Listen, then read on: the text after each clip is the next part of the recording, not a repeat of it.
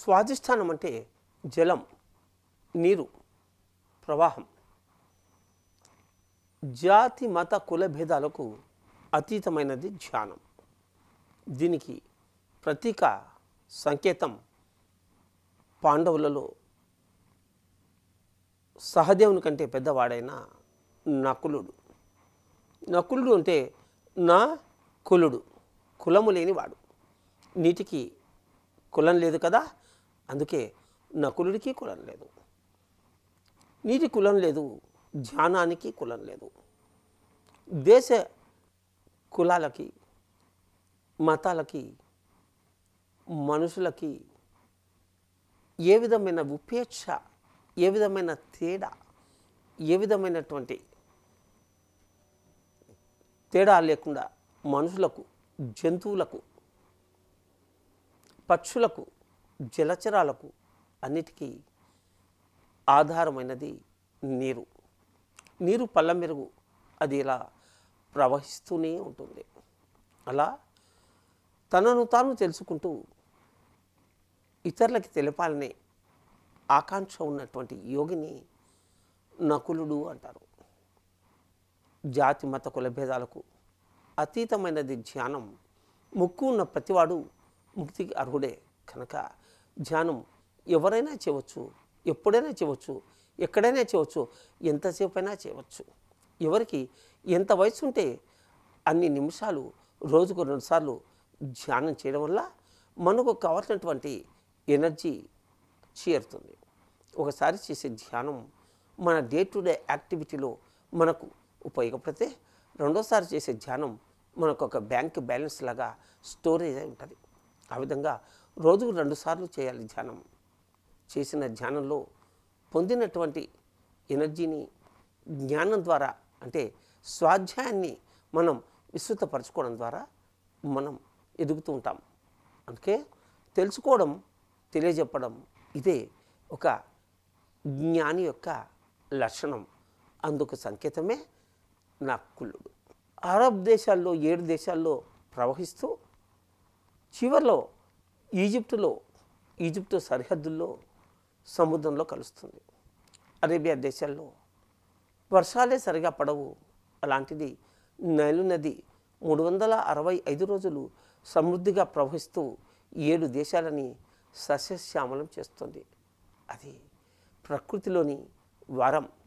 ఆ విధంగా జలం ఎలాగైతే సస్యశ్యామలంగా సమృద్ధిగా ప్రజలకి ప్రాణశక్తిని వాయువు అందిస్తుంటే, ప్రాణాధారాన్ని నీరు అందిస్తూ మనుషులు తమ జీవితాన్ని కాపాడుకోగలుగుతున్నారు. ఆ జలం ఎంత ముఖ్యమైనదో జ్ఞాన విస్తృతి మనిషికి అంత ముఖ్యమైనది. జ్ఞానం 2 రకాలు. ఒకటి భౌతిక జ్ఞానం, 2 ఆత్మజ్ఞానం. మనము చదువుకునే చదువు భౌతిక జ్ఞానం. మనం తెలుసుకునే విద్య ఆత్మవిద్య, స్పిరిచువల్ సైన్స్. ప్రహ్లాదుడిని హిరణ్యకశిపుడు అడుగుతాడు, ఏమి చదువుకున్నావు చెప్పు నాయనా అని. అప్పుడు ప్రహ్లాదుడు చెప్తాడు, చదువులలోకెల్లా గొప్ప చదువు చదివితి తండ్రి అని. ఏమిటయ్యా చదువు అంటే, అది ఆత్మ చదువు, ఆత్మవిద్య అని చెప్తాడు ప్రహ్లాదు. పుట్టుకతోనే ఆత్మజ్ఞాని ప్రహ్లాదుడు. అటువంటి ఆత్మవిద్య జ్ఞానం ద్వారా మాత్రమే తెలుపబడుతుంది. జ్ఞానం ద్వారా జ్ఞానం, జ్ఞానం ద్వారా ముక్తి. ఎలాగైతే నీటికి అవధి లేదు, జ్ఞానానికి అవధి లేదు. ఈ జ్ఞానాన్ని పూర్తిగా తెలుసుకోవడం అంటూ ఏమీ ఉండదు. ఎప్పటికప్పుడు సరికొత్త సబ్జెక్టు రెడీ అవుతూనే ఉంటుంది. అది మనలో, మన ద్వారా, ప్రేరణల ద్వారా వస్తుంది. పుస్తకంలో 10% మాత్రమే దొరుకుతుంది, మరి మస్తకంలో 90% మాత్రమే దొరుకుతుంది. పుస్తకం అంటే మనస్సు, అది కాన్షియస్ మైండ్. మస్తకం అంటే అంతా మనస్సు, అది సబ్ కాన్షియస్ మైండ్. పుస్తకం 10%, మస్తకం 90%. మనకు తెలిసినటువంటి జ్ఞానాన్ని మనం ఇతరులకు పంచుతూ ఉంటే మన లోపలి, మన అంతఃప్రేరణలతో సబ్ కాన్షియస్ మైండ్ ద్వారా మన జన్మజన్మలోని జ్ఞాపకాలు, మన ద్వారా విశ్వయోగులు అందించే ఎంతో అద్భుతమైనటువంటి సందేశాలు మనలోంచి మనకు భావప్రసారం ద్వారా బయటకు వస్తూ ఉంటాయి. అది చెప్పుతూ ఉన్నప్పుడు మాత్రమే వస్తాయి. ఒకసారి ఒక మేడం ఒక క్లాస్లో ఒక క్వశ్చన్ అడిగింది, సార్ నాకు ఎంతోమంది మాస్టర్లు కనపడుతూ ఉంటారు, అయితే వారేమీ చెప్పడం లేదు, కనపడుతూ ఉన్నారు, వెళ్ళిపోతూ ఉన్నారు, ఎందుకని అని. అంటే ఆ మేడం నేను అడిగాను, మేడం మీరు మీకు తెలిసింది ఎంతమందికి చెప్పారు? సార్ నాకు చెప్పడం మీద పెద్ద ఇంట్రెస్ట్ ఉండదు, ధ్యానం చేయడం మాత్రమే ఇంట్రెస్ట్ ఉంటుంది. అప్పుడు ఆ మాస్టర్లకి నీకు కనపడంలో మాత్రం ఇంట్రెస్ట్ ఉందనుకో, నువ్వు చెప్పినప్పుడే వాళ్ళు చెప్తారు, కనుక నువ్వు నోరు తెరవడం మొదలుపెట్టు, వారు నోరు తెరిచి నీకు చెప్తారు. ఆ విధంగా మనం నోరు తెరిచి చెప్పడం మొదలుపెట్టినప్పుడే మనకు వినపడడం ప్రారంభిస్తుంది. దాన్నే ప్రేరణ అంటాం, ఇంట్యూషన్. ఒక సైంటిస్టు ఒక కొత్త ఫార్ములాను కనిపెడతాడు, ఒక గణిత శాస్త్రజ్ఞుడు ఒక కొత్త సూత్రాన్ని కనిపెడతాడు, కొలంబస్ ఒక కొత్త దేశాన్ని కనిపెట్టగలిగాడు. ఎలా సాధ్యమవుతుంది? అంతఃప్రేరణల ద్వారా ప్రకృతి మనను అటువైపు తీసుకెళ్తుంది. ఆ ప్రేరణలు మనము దానివైపు దృష్టి సారిస్తేనే వస్తాయి. అదే దాన్నే స్పిరిచువల్ సైన్స్ అంటారు. ఎంతోమంది మహనీయులైనటువంటి మేధావులందరూ కొత్త కొత్త విషయాలని ప్రేరణల ద్వారానే తెలుసుకున్నారు. ఎందుకు? అది వరకే తాము తెలుసుకునే వారు పంచారు కనుక ఆ పంచిన వారికే కొత్త విషయాలని ప్రకృతి, మూల ప్రకృతి బోధిస్తుంది. ఇది విశ్వ రహస్యం లేదా విశ్వజనీనమైనటువంటి సత్యం అంటారు దీన్ని. ప్రేరణల ద్వారా పొట్టకొస్తే అక్షరం ముక్క రాని వారు కూడా, సామాన్యులు కూడా, పామరులు కూడా ఎన్నెన్నో విషయాలని చెప్పడం ప్రారంభిస్తారు. అటువంటి వారు పిరమిడ్ స్పిరిచువల్ సొసైటీస్ మూవ్మెంట్లో వేలాది మంది ఉన్నారు. ఎలా సాధ్యమవుతుంది? పొట్టకొస్తే అక్షరం ముక్క రాని వారు తత్వాలను చెప్తున్నారు, వేదాలను చెప్తున్నారు, ఎన్నో విశేషాలను చెప్తున్నారు, ఎన్నో సత్యాలని ధర్మాలని బోధిస్తున్నారు. ఎలా వస్తుంది? ప్రేరణల ద్వారా. ఈ భూమి నుండి ఆ భూములకి, ఎన్నో భూములకి, అనంతమైన విశ్వంలో ఉన్నటువంటి లోకాలకి బాడీ వెకేట్ చేసి వెళ్ళినటువంటి మహామహనీయులైనటువంటి ఇంజనీర్లు, సైంటిస్టులు, యోగులు, మహర్షులు, బ్రహ్మర్షులు, దేవతలు అందరూ కూడా ఈ భూమిపైకి తమ దృష్టిని సారిస్తూ తమ సబ్జెక్టు ఎవరు ఎప్పుడు చెబుతారు, ఆ చెప్పినప్పుడు వారిలోకి ప్రవేశించి తమకు తెలిసినటువంటి సత్యాలని, జ్ఞానాన్ని విస్తృతపరచుదాం ఎదురు చూస్తూ ఉంటారు. వారు మన వైపు చూస్తూనే ఉన్నారు, కానీ మనం వారి వైపు చూడడం లేదు. ఎప్పుడైతే మన నోటి నుండి వారికి సంబంధించినటువంటి విషయాలు బయటకు వస్తున్నాయో అప్పుడు ప్రేరణల ద్వారా ఆ మహామహనీయులైనటువంటి యోగీశ్వర్ల, దేవతల, ఋషుల, మహర్షుల యొక్క ప్రేరణలు మనలోకి వచ్చి మన ద్వారా బయటకు వస్తూ ఉంటాయి. ఇది ప్రపంచంలో, ఈ లోకంలో, లోకాల్లో, అన్ని లోకాల్లో జరుగుతూ ఉన్నటువంటి అద్భుతమైనటువంటి సృష్టి విచిత్రం. ఈ సృష్టి విచిత్రాలని మనం అవగతం చేసుకోవాలి అంటే ధ్యానం, స్వాధ్యాయం రెండు ఎంతో అవసరమే. స్వాధిష్టానం అంటే స్వాధిష్టానం, అది మన హిస్టరీ, మన చరిత్ర. మన చరిత్ర మనం తెలుసుకోవాలి. మన చరిత్ర మనం తెలుసుకోవాలంటే, మన గురించి మనం తెలుసుకోవాలంటే మన ఆకాశిక రికార్డ్స్ మనం చూసుకోవచ్చు. మరణం లేని మీరు పుస్తకంలో అంటే యూ ఫర్ ఎవర్ పుస్తకంలో లోప్సాంగ్ రాంపా మాస్టర్ దీని గురించి ఎంత చక్కగా చెప్తారో ఆకాశిక్ రికార్డ్స్ గురించి. మన కంప్యూటర్లో మనం ఎలాగైతే సబ్జెక్ట్ని నిక్షిప్తం చేస్తామో అలా ప్రతి ఒక్క ప్రాణి యొక్క సబ్జెక్ట్, వారి జన్మజన్మల చరిత్ర ఊర్ధ్వలోకాల్లో ఆకాశిక్ రికార్డ్స్ రూపంలో భద్రపరచబడి ఉంటుంది. ఆ ఆకాశిక్ రికార్డ్స్లో మనం సూక్ష్మ శరీరం చేసి వాటిని చక్కగా తెలుసుకోవచ్చు. వీరబ్రహ్మేంద్ర స్వామి ఎంత అద్భుతంగా చెప్తారు దీని గురించి. గాలి రీతి విశ్వలోకాలలో నుండు భూముల మధ్య తిరగగలవు, నీవు లేని చోటు నిక్కంబు కాలేదు, కాళికాంబ హంస కాళికాంబ. మన కుండలిని ప్రాణంలో మనం మణిపూరక చక్రం చేరినప్పుడు, సూక్ష్మశరీరం విడుదలైనప్పుడు మనం పై 7 లోకాల్లో, కింది 7 లోకాల్లో కూడా అద్భుతంగా మన సూక్ష్మ శరీరంతో తిరగగలం. అలా తిరుగుతూ ఉన్నప్పుడు మనం మూర్ధ లోకాల్లో మన ఆకాశ రికార్డ్స్లో కూడా మన యొక్క రికార్డ్ చూసుకుని మనం ఎవరం, ఎందుకు వచ్చాం, మన జీవిత ప్రణాళిక ఏంటి కూడా తెలుసుకోగలం. ధ్యానం చేస్తూ స్వాధ్యాయ విస్తృతితో ఉంటే మాత్రమే ఈ సూక్ష్మ శరీరం చక్కగా సాధ్యమై మన యొక్క ఆకాశిక రికార్డు మనము చూసుకోవడం సాధ్యమే. కనుక సాధనతో సమకూరు పనులు ధరణిలోనా అన్నారు తుకారం. సాధన చేయుమురా అన్నారురా, సాధ్యము కానిది లేదురా అన్నారు మరొక మహనీయుడు. మరి మనలోని దివ్యతత్వాన్ని, మనమెవరో మనం తెలుసుకునేటువంటి పరమాద్భుతమైన సత్యాలను మనం సూక్ష్మ శరీరంలో తెలుసుకోగలం. అలా తెలుసుకోవాలంటే అందుకు ధ్యానం ఒక్కటే రాజమార్గము, ధ్యానం ఒక్కటే రాజయోగము. కత్తి సాములో పేరన్నీక గన్నవాడు, ఖడ్గ విద్యలు, ఖడ్గ చాలన విద్యలు నకులుడు సుప్రసిద్ధమైన వాడు ఆ కాలంలో. అతని తర్వాతే మరెవరైనా. ఈ నకులుడు ప్రతిరోజు కనీసం 6 గంటల పాటు ఖడ్గ యుద్ధ సాధన చేసేవాడు. కుంభవృష్టి పడుతూ ఉన్నప్పుడు కూడా ఆ వర్షంలో చినుకుకు చినుకు మధ్యన కత్తిని తిప్పుతూ ఆ కత్తి ఏమాత్రం తడవకుండా ఖడ్గచాలన విద్యని అభ్యసించేవాడట నకులుడు. అంత గొప్పవాడు. అంతేగాక ఆ కాలంలోనే గొప్ప అందగాడు నకులుడు. అటువంటి నకులుడు మరి తన స్వాధ్యాయ విద్యతో, తన స్వ అధిష్టాన స్థితితో తన యొక్క అజ్ఞానాన్ని ఎప్పటికప్పుడు కత్తితో పొదలను నరికినట్లుగా తనలోని అజ్ఞానాన్ని తన జ్ఞానంతో నరికేవాడు.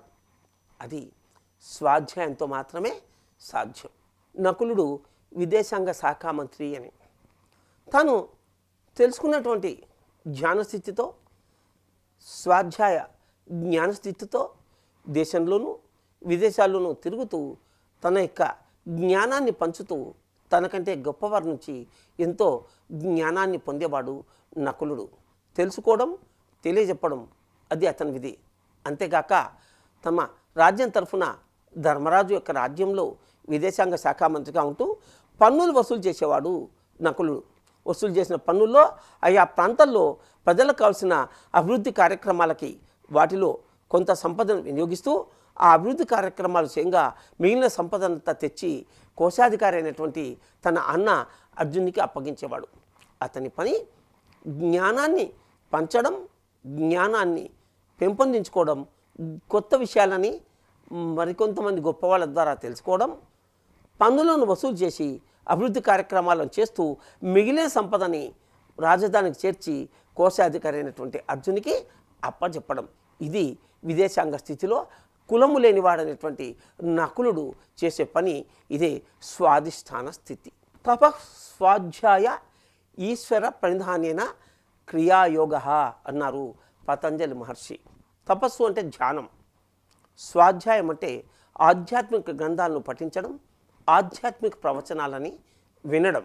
ఆత్మవికాసానికి దోహదపడేటువంటి ఈ ఆధ్యాత్మిక గ్రంథాలని చదవడం వల్ల, ఆధ్యాత్మిక ప్రవచనాలను వినడం వల్ల మనిషి యొక్క ఆత్మ సర్వదా ఎదుగుతూ ఉంటుంది. ఈశ్వర ప్రణిధానం అంటే అంతా దైవమయం, సర్వం కలివిదం బ్రహ్మ అన్న జ్ఞానాన్ని తెలుసుకొని ఎప్పుడు ఆ స్థితిలో ఉండడం. దాన్నే మహమ్మద్ ప్రవక్త ఖుదే ఖుదా, నువ్వే దేవుడివి అన్నాడు. అయం ఆత్మ బ్రహ్మ అన్నారు శ్రీకృష్ణుల వారు. గాడ్ ఈజ్ విత్ ఇన్, దేవుని రాజ్యం నీలోనే ఉంది అన్నారు జీసస్ క్రైస్ట్. స్వాధ్యాయం మనుషుల యొక్క జ్ఞానమయ కోశాన్ని అంటే 4వ స్థితిని శుద్ధి చేస్తుంది. అందుకే ధ్యానం ఎంత ముఖ్యమో స్వాధ్యాయం కూడా అంత ముఖ్యం. ఎక్కడెక్కడ ధ్యాన జ్ఞాన యోగులు ఉన్నారో వారందరినీ కలుసుకోవడం, తెలుసుకోవడం, తెలియజెప్పడం, నిరంతరం ఈ స్థితిలో ఉండడమే స్వాధిష్టాన యోగి యొక్క స్వస్థితి. ధ్యానం వల్ల స్వీయ రక్షణ కలుగుతుంది. స్వాధ్యాయం వల్ల శిక్షణ కూడా దొరుకుతుంది. ధ్యానం, స్వాధ్యాయం, రక్షణ, శిక్షణ రెండు వీటి వల్ల కలుగుతాయి. ధ్యానం చేసే ప్రతి సాధకుడికి ఒక యాస్ట్రల్ మాస్టర్ యొక్క రక్షణ ఉంటుంది. మరి ధ్యానం చేస్తూ స్వాధ్యాయం చేసేటువంటి మాస్టర్కి రక్షణ, శిక్షణ రెండు ఇచ్చేట్లుగా ఎంతోమంది యాస్ట్రల్ మాస్టర్స్ యొక్క సరౌండింగ్ ఉంటుంది. అది ఈ విషయం ఎంతోమంది పిరమిడ్ మాస్టర్లకి చక్కగా విదితమే. కనుక ఈ సహదేవతత్వాన్ని, నకులతత్వాన్ని పొందినవారు ఆ పైన అర్జునతత్వాన్ని పొందగలుగుతారు. మరి మూలాధారం అంటే భూమి, సహదేవుడు గంధం, స్వాధిష్టానం అంటే జలం, నకులుడు ఆజ్యం అంటే నేయి. మూలాధారంలో ఉన్న గంధం స్వాదిష్టానంలో అదే నెయ్యి అవుతుంది. పాలు మీగడగాను, మీగడ వెన్నగాను, వెన్న నెయ్యిగాను మారుతుంది. అలా ఆ నీతిలాగా సుమధురమైన స్థితిని, స్వాదిష్టాన స్థితిలోని యోగి పొందగలుగుతాడు. ఎంత భాగ్యమో, ఎంత సౌఖ్యమో. ధ్యానం అంటే శ్వాస మీద ధ్యాస, జ్ఞానం అంటే మాట మీద ధ్యాస. కుండలిని ప్రాణంలో 3వ స్థితిని మణిపూరకం అంటారు. ఈ మణిపూరకం యొక్క లక్షణం విభూది, స్థితి ఆర్థిక మంత్రి, సంకేతం అర్జునుడు. అర్జునుడు అంటే ఆర్జనుడు, ఆర్జించేవాడు. జ్ఞానాన్ని, సంపదలని ఆర్జించేవాడు అర్జునుడు. మన పురాణాల్లో వీరిని నరుడు అన్నారు. నరుడు అంటే భౌతిక స్థితి, నారాయణుడు అంటే ఆత్మస్థితి. నరనారాయణులనే నరనారాయణులనే అర్జునుడు, కృష్ణుడు అన్నారు. మనలోని భౌతిక స్థితి అర్జునుడు, మనలోని ఆత్మస్థితి నారాయణుడు. తెలుసుకునేవాడు అర్జునుడు, తెలియజెప్పేవాడు శ్రీకృష్ణుడు. అంతా మనమే, అన్నీ మనమే. అందుకే భగవద్గీతలో శ్రీకృష్ణుల వారు అర్జునుడికి బోధించినట్లుగా ఆ పరమార్థాలన్నీ, ఆ ఉపనిషత్ వాక్యాలన్నీ, ఆ ధ్యాన జ్ఞాన ఆత్మజ్ఞాన బ్రహ్మజ్ఞాన సారాలన్నీ, సందేశాలన్నీ మనకి 18 అధ్యాయాల్లో 701 శ్లోకాల్లో కూర్చబడి, చేర్చబడి, పేర్చబడి ఈ విశ్వానికి అందజేయబడ్డాయి. ఈ మహద్భాగ్యం మహాభారతం ద్వారా, వేదవ్యాసుల ద్వారా మనకి అద్భుతంగా దొరికింది. ఈ భగవద్గీతని ఎంతెంతమంది ఎన్ని అనువాదాలు చేశారో, ఎంత విస్తృతమైనటువంటి అద్భుతమైనటువంటి జ్ఞాన సందేశాలు ఈ భగవద్గీత ద్వారా ఈ ప్రపంచానికి ఎంత అందాయో చెప్పనలవి కాదు. ఎంత గొప్పదో భగవద్గీత. ఎత్ర యోగేశ్వర కృష్ణో ఎత్ర పార్థో ధనుర్ధర తత్రై శ్రీ విజయోర్భుతి ధ్రువా నీతిర్మతిర్మమ. ఎచ్చట యోగేశ్వరుడైన శ్రీకృష్ణుడు లాంటి, బ్రహ్మర్షి పత్రిజీ లాంటి మహానుభావులైనటువంటి పరమ గురువులు ఉంటారు. ఎచ్చట అర్జున్ లాంటి పిరమిడ్ మాస్టర్ లాంటి సాధకులు, బోధకులు ఉంటారు. అచ్చట విభూది, విజయం, నీతి, ముక్తి అన్నీ ఉంటాయి. శ్రీకృష్ణుడు అంటే మనలోని మన స్వీయ ఆత్మ, అర్జునుడు అంటే మన మనస్సు. మన ఆత్మ మన మనస్సు బోధించే సందేశమే భగవద్గీత. భగవంతుడు లోపల ఉన్నాడు, మనిషి బయట ఉన్నాడు. అంతా మనమే, అన్నీ మనమే. స్వాధిష్టాన స్థితిలో నకులుడు తన కుండలిని ప్రయాణంలో క్రమంగా మణిపూరకం చేరుకుంటాడు. ఆ మణిపూరకం అంటే అక్కడే అతను అర్జునుడు అవుతాడు, ప్రమోట్ అవుతాడు. మణిపూరకం అంటే అగ్ని, విభూది, తేజం, శక్తి, ఎనర్జీ. ఈ విభూది భగవద్గీతలో విభూతుల గురించి శ్రీకృష్ణ భగవానులు అర్జునుడు బోధిస్తారు.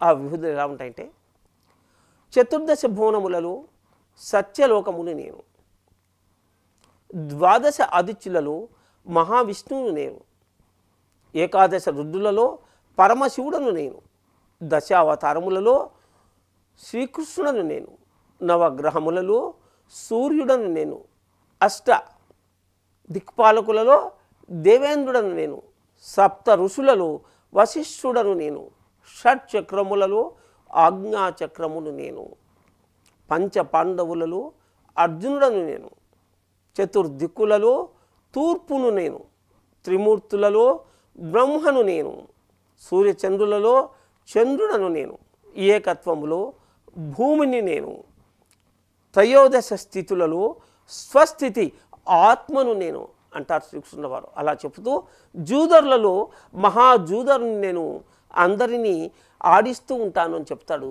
శ్రీకృష్ణ భగవానుడు అర్జునుడికి. మనలోని ఆత్మ మనల్ని గమనిస్తూ మనల్ని ఆడిస్తూ ఉంటుంది. అవసరమైతే మాత్రమే తాను జోక్యం చేసుకుంటుంది. ఈ మనసు మాయలకు గురవుతూ, మోహాలు గురవుతూ, లోభాలకు గురవుతూ, అన్నిటినీ గురి అవుతూ చివరికి ఆధ్యాత్మిక మార్గంలో తనందు తాను పండించుకుంటూ పరమాద్భుతంగా యోగస్థితిని పొందినప్పుడు అప్పుడు ఆత్మతో ప్రవర్తించడం అనేది జరుగుతూ ఉంటుంది. ఆ స్థితిలో మణిపూరక స్థితిని చేరుకున్నప్పుడు ఆ మణిపూరక స్థితిలో అనేక విభూతులని దర్శిస్తుంది, క్రమంగా పొందుతుంది, తేజవంతం అవుతుంది. ఇందాక చెప్పుకున్నాం స్వాధిష్టానం యొక్క లక్షణం నెయ్యి అని. ఈ నెయ్యి మణిపూరకంలోని అగ్నిలో పడుతుంది. అగ్నిలో పడి నెయ్యి హోమంలో పడినప్పుడు ఏమవుతుంది? క్రమంగా అది విభూదిగా మారుతుంది. విభూది అంటే మనం భస్మం అనుకుంటాం. ఆ భస్మం అంటే కర్మలని, దుష్కర్మలని దగ్ధం చేసేటువంటి భస్మం అది. ఆ భస్మం అయినప్పుడు అనేక విభూతులు మన చుట్టుముడతాయి, మనకు క్రమంగా అవగతం అవుతూ వస్తాయి. అందుకే మణిపూరకం అంటే విభూది. అదొక ఎనర్జీ రిజర్వాయర్, అదొక గీజా మహాపిరమిడ్.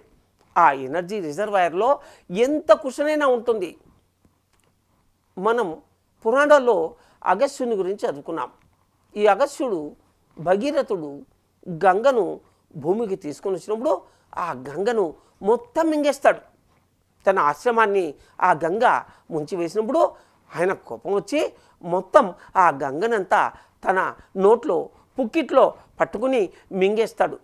భగీరథుడు మరి అతనిని క్షమించమని కాపాడమని కోరినప్పుడు మళ్ళీ తన చెవుల ద్వారా ఆ గంగని విడిచేస్తాడు.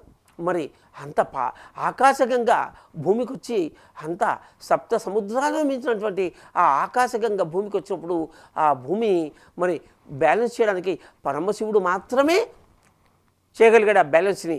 అటువంటి బ్యాలెన్స్ చేసినటువంటి గంగ, అనంత గంగ మరి ఆకాశంగా భూమి మీదకి వచ్చినప్పుడు ఆ గంగను మొత్తం అగస్త్యుడు తన కడుపులో ధరించాడు. అంటే మరి ఎంత విస్తృతమైన మణిపూరక చక్రం అది. ధ్యానంలో అగస్త్యుడిని అడిగాను, స్వామి మీరు ఆకాశగంగను ఎలా మీ మణిపూరక చక్రంలో బంధించగలిగారు? మరలా మీ చెవుల నుంచి విడిచారు, అంత విస్తృతమైనటువంటి కడుపు మీకు ఎలా వచ్చింది అన్నప్పుడు ఆ స్వామి అన్నాడు, ధ్యానం చేస్తూ ఉన్నప్పుడు అంటే తపస్సు చేస్తూ ఉన్నప్పుడు, జ్ఞానం వృద్ధి అవుతున్నప్పుడు బయటికి కనబడే బాహ్యదేహం కాకుండా అంతర్దేహంలో ఈ మణిపూరకం ఒక గొప్ప రిజర్వాయర్ అవుతుంది. ఆ రిజర్వాయరు మీ శ్రీశైలం రిజర్వాయరు, నాగార్జున సాగర్ రిజర్వాయరు కాదు, అది యాస్ట్రల్ రిజర్వాయర్. ఆ రిజర్వాయర్లో సప్త సముద్రాలేమి మరి పాల సముద్రం కూడా ఇమిడి ఉండేటువంటి విస్తృతి అలా ఉంటుంది, అంతగా ఉంటుంది.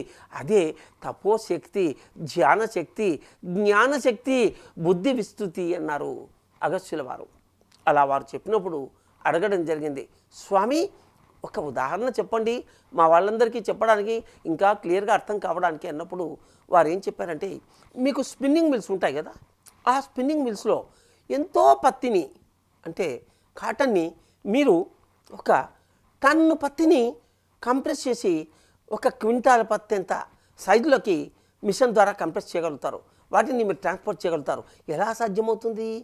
ఎలాగైతే కంప్రెస్ అవుతూ ఉంటుందో దూది స్పిన్నింగ్ మిల్లో, ఆ విధంగా ఎనర్జీ పెరిగే కొద్దీ, శక్తి పెరిగే కొద్దీ, ఆ శక్తిని భరించే శక్తి పెరిగే కొద్దీ ఎనర్జీ రిజర్వాయరు మరింత మరింత మరింత విస్తృతమవుతూ ఉంటుంది.